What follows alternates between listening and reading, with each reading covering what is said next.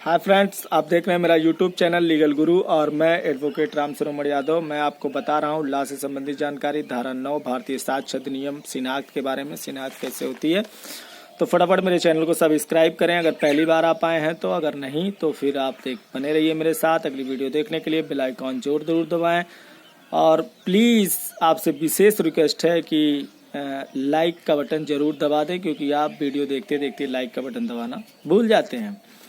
मैं बात करूंगा कि गिरफ्तारी के समय पुलिस को क्या सावधानियां बरतनी चाहिए। ढेर सारी ऐसी सावधानियां हैं जो शिनाख्त, जहां पर अज्ञात में FIR लिखाई गई है वहां पर पुलिस के द्वारा शिनाख्त में ढेर सारी सावधानियां बरतनी चाहिए। तो क्या सावधानियां बरतनी चाहिए उसी के बारे में हम बात करेंगे। पहली बात, मुलजिम के चेहरे को ढका हुआ रखना चाहिए। जब भी मुलजिम को पकड़ा जाए तो उसके चेहरे को ढक दिया जाए। उसी दशा में उसे थाने ले आना चाहिए, मतलब थाने लाते समय भी उसका चेहरा ढका होना चाहिए। उसी दशा में उसे थाने में रखा भी जाना चाहिए, मतलब वो ढका हुआ हो और जिस लॉकअप में उसको बंद किया गया हो उस लॉकअप को चद्दर से या पर्दे से या किसी चीज़ से ढक दिया गया हो। हवालात को, जिस हवालात में उसको बंद किया गया, कोई भी व्यक्ति उसके चेहरे को देख ना सके, इस प्रकार की पूरी व्यवस्था पुलिस के द्वारा की जानी चाहिए। जब भी उसे न्यायालय या जेल या कहीं भी अपने क्षेत्र से बाहर ले जाया जा रहा तो निश्चित रूप से मुलजिम के चेहरे को ढक के ले आना और ले जाना चाहिए, ताकि उसके चेहरे को कोई देख ना पाए जब तक शिनाख्त नहीं हो जाती।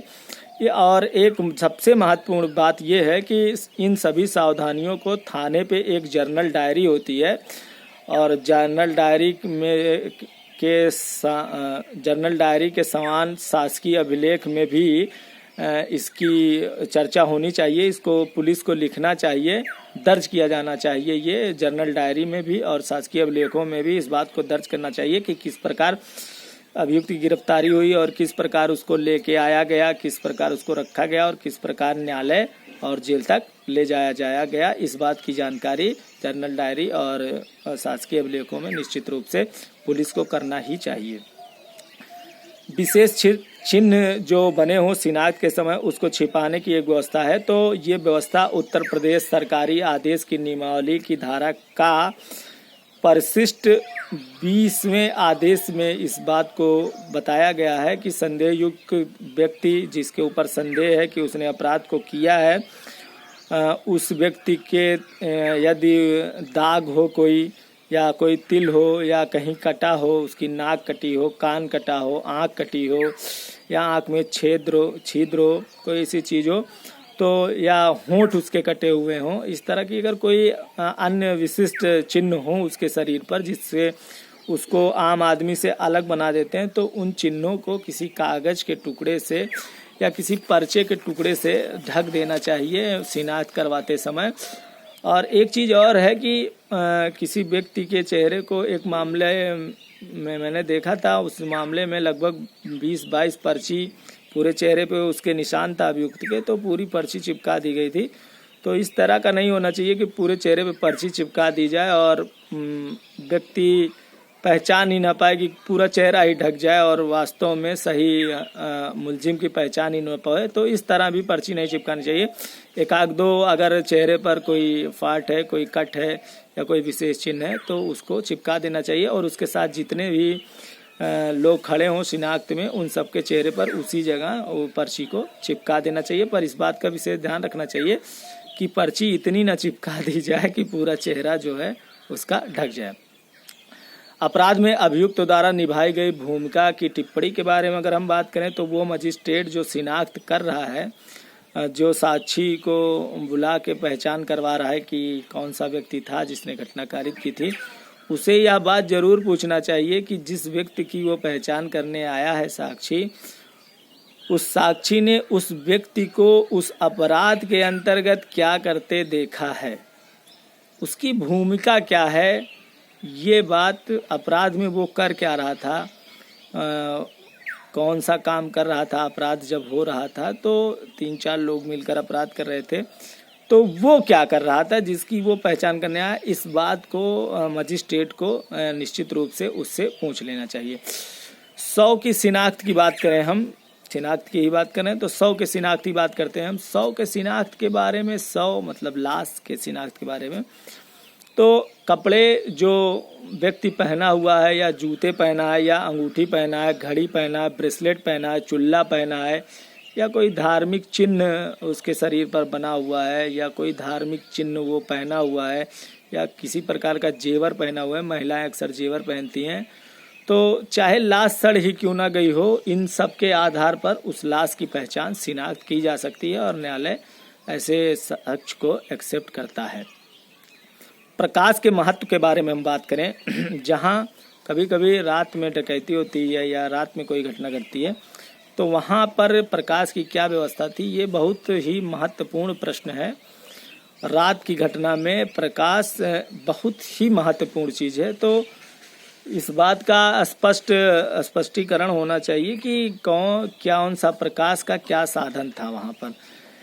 अपराध के मामले में प्रकाश बहुत ही जितना महत्वपूर्ण है कि इसके बारे में पिछली वीडियो में मैंने बताया था कि प्रकाश बहुत महत्वपूर्ण मुद्दा है और प्रकाश कहाँ से आया, कैसे साक्षियों ने मुलजिम को देखा, किस चीज़ के प्रकाश में, तो ये जानना बहुत ज़रूरी है। बहुत से घटनाओं में केस लॉ में मैंने पढ़ा है कि लालटेन के प्रकाश में किसी ने देखा, किसी ने चांद निकला था तो अजूरिया कहते हैं उसको, तो उसमें देखा। तो न्यायालय इन सब साक्ष्यों को अगर एक्सेप्ट करने लायक रहता है तो एक्सेप्ट करता है और सजाएं भी हुई हैं ऐसे मामलों में जहां लालटेन का प्रकाश में जो है घटना कारित हुई थी। तो प्रकाश बहुत ही महत्व रखता है ऐसे मामलों में जहां घटना रात में होती है।